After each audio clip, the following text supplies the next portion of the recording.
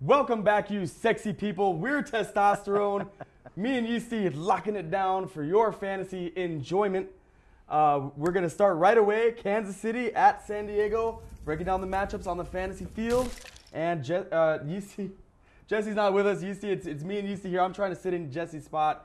It's not easy. He leaves some pretty big shoes to fill. Yeah, he does. Yes, he does. So anyway, I'm going to trudge right through it. Kansas City at San Diego. Yeastie, I really think that LT is going to get it going this weekend. Yeah, he's had 3 tough matchups with the Bears, the Patriots, and the Packers. So, everybody that's down on LT, there's even been some rumors that people have been trying to deal him for other players, and I would never trade LaDainian Tomlinson. I just couldn't. So I keep wearing this jersey because I want your team, big money, to suffer in the tough league because of the Yeastie curse. Everybody that doesn't know about the Yeastie curse, read all my postings on tfs-online.com. And he should break out this week, though. If he does, then I'll change it. I'll wear another jersey next week. But, Kansas City gives up some yards on the ground, and he's always fared well against Kansas City as well. So look for LaDainian to roll against Kansas City, as well as I think pretty much everybody. If the Chargers are going to break out, we said this about the Saints too, but if the Chargers are going to break out, it should be this week against Kansas City. Yeah, this is a team who had serious Super Bowl aspirations, and you know that they've got a major, major lump in their throat right now. Very unhappy about the status of what their record is and the way things have been going. And, if realistically, if Adrian Peterson is able to go to Arrowhead and produce what he did at home, at Qualcomm Stadium, it seems to me like LT is going to be able to get it rolling. There's a better passing game there and a better defense, well, as good a defense, I'd say, And so I really think that LT, and traditionally Yeastie, LT takes his time to get going. But then once he starts to motor, he's like a train that cannot be stopped. Yeah, I'm not that down on LT so far. The offensive line's gone through some transition. There's been a couple injuries on there. Yeah, the 2.8 yards a carry isn't great, but he's still managed to score some decent fantasy points. He's got 2 touchdowns, plus he's thrown 1. Mm-hmm. So it's not like LaDainian owners are ready to cut their own throats or anything, be like, oh, God, the season's over.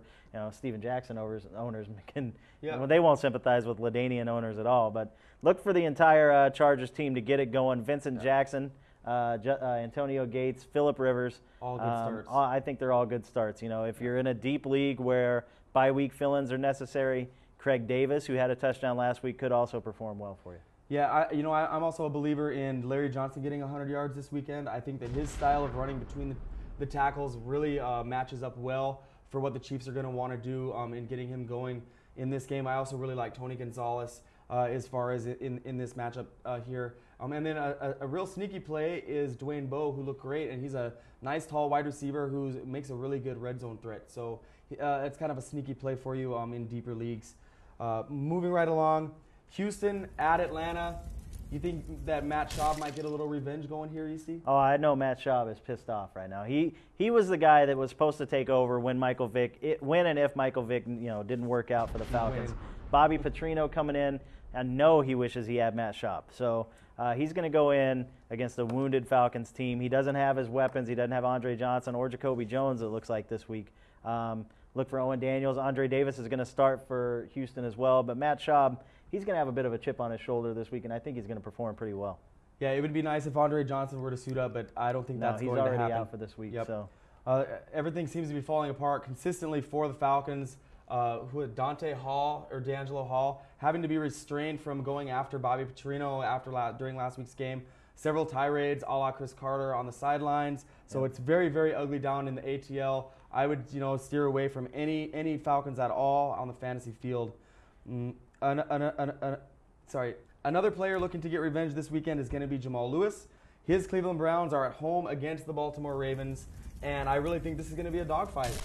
Yeah, I don't really think so. I think Baltimore's going to go in. They'll win by 9 to 12 points, I think. I'm a Cleveland fan, so, I'm always down on them anyways. But look for Baltimore. They've given up a couple of things late in the fourth quarter, 2 weeks in a row. Kellen Clemens led a few drives against them a couple weeks ago. Kurt Warner came in and led some drives last week and almost pulled off the upset. But I think Baltimore rides the ship against a Cleveland team that they've pretty much always dominated. Derek Anderson's had a nice run the last couple weeks, as has Braylon Edwards and Kellen Winslow. All those guys, if Derek Anderson, if he's your backup guy right now and you're going into a bye week, then you have a Vince Young or somebody like that, Drew Brees, he's not a bad play. Yeah, I know you really like Derek Anderson because of his huge feet. Okay. Yeastie. Yeah. So I don't know. It seems like I'm a little more positive about the Browns than you are these days. I really like what Braylon Edwards and Kellen Winslow Jr. bring to the table for your fantasy team, although Winslow is suffering with an injury right now, and he remains questionable on their injury report. So if you're banking on him, keep an eye on what's going on there. You're going to want a nice, solid option at number 2 in case Winslow doesn't go. Moving right along, Oakland at Miami, one of the stinkier matchups of the weekend. Dante making his return to Miami might not really be looking to get a lot of revenge. He didn't do very much for them to begin with. Hell, they kicked him out of the facilities a couple of times, So I mean, how he wasn't Just even for around being that bad much. at So Oakland's played pretty well. Miami got a good rhythm going. Ronnie Brown had a nice week last week against the Jets. On the Dolphins side of the ball, I think Ronnie Brown makes a decent play. Oakland's been giving up quite a few passing yards. So Trent Green and Chris Chambers make a good play. If you're really desperate at the tight end position, you could play Justin Peele at the tight end position or David Martin if you needed to. Yeah. Other than that, Chapman maybe if Brown goes down. I don't know. It depends on how deep your leagues are when we talk about all these bye weeks. So I'm not a real fan of Oakland here this weekend either. I think that they might have a hangover traveling so far across the country. And Lamont Jordan's a week in, week out player right now, probably the most valuable or the most undervalued running back going into the season here. He's really been consistent. Last week, another 140 yards and a touchdown. I think he's scored in each game so far this year, and he looks really good to get across the stripe here again in Miami. Yeah, Lamont Jordan's a solid play. He's becoming a week in, week out player once again. It looks like Dante's going to start. McCown's going to be out. So everybody that thinks that Ronald Curry is the answer at wide receiver, let's realize that secondaries that he went against the first 3 weeks of the season. He went against Cleveland and he went against Detroit when he had his big games. When he faced Denver, nothing. So, I mean, not many people are going to get anything against Denver. Miami's got a stout defense as well. If you have Ronald Curry, I would actually shop him right now because I really don't think he can be much higher, and especially the way the quarterback situation is going, Ronald Curry can definitely net you some players to help you through your bye weeks. And then later in the season when everybody's like, oh, where's Ronald Curry? I thought he was going to break out.